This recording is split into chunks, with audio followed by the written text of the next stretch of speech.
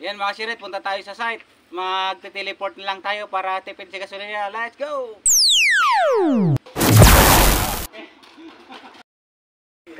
Yan, bali ito yung ginawa naming foundation niya. Yan. Tapos yung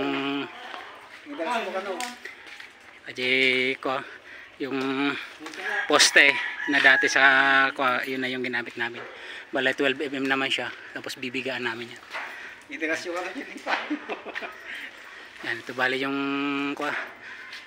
ginawa namin last few months lang itong mga sirit. Yan, ito. Sa vlog natin.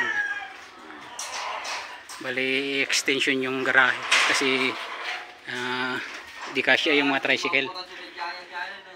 Yan. Let's go. Yan na yung accomplishment mga sirit. Nabuhusan na yan.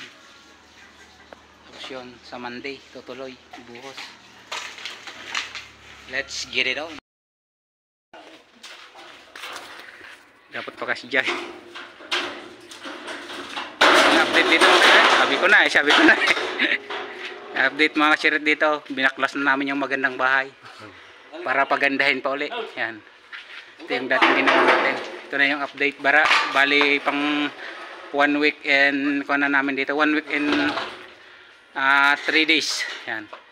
Nakapagbigay na kami ngayon is iatatas na namin yung mga nagawang steel trusses. Bali andito na. Yan. Ginagawa pa lang yung structure is ginawa na rin namin yung mga steel trusses nya. Bali ang ginamit namin dito lahat is 316 by 2. Kahit yung wave members, tapos yung mga poste. Yan. Ito yung hip truss na dalawa. Ito naman yung full truss na 3. Tapos may half truss tayo dito na isa. Kasi 3 agwas to mga sirit yung gagawin namin dito na extension ng garahe. Yan. Kasalukuyan namin binagbabag yung dating structure para maidugtong namin yung bago. Let's get it on. Yung si Elmer nagbabaklas. Bali ang ginamit lang namin dito is twin na steel beam para mas magaan. Tapos i-attach namin doon sa existing structure doon sa gilid doon. Kirit yan. Bali pinalabas namin yung bakal tapos nag-hook kami ng 16mm. Tapos pinol-weld namin dito sa steel beam. Tapos dito is naka-built in siya sa konkreto. Yan. Kapag asintada na rin siya Kaarman. Yes.